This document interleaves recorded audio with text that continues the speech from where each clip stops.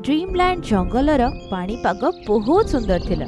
आज खरा भी हेई नथिला, ठंडा पवन सबुआडे चलुथिला।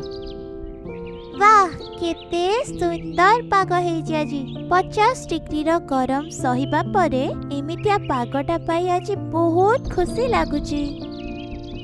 जेउठी जंगल रे सबु पक्षी माने खुशी थिले, किंतु सोनू पारा सबुठु अधिक चिंतित जना पडुथिला। एबेठु एते मेघ और ठंडा पवन, वर्षार समय आसिले कौन हबो? एहा चिंता करी से टीनू चढ़ेईर पाखकु गला। अरे ओ टीनू चढ़ेई, तम घरे खाइबा पई आज किछि अछि? मोर डेणा रे बथा होछि, सेथि पई मु खाइबा खोजिबा को जाई परिबिनी। क्षमा करिबो सोनू भाई, मु त खाली मो छुआंकर और मोर ही खाइबा नै कि आसी पारुची, आ ताको खाइ के हमें सोई पडू।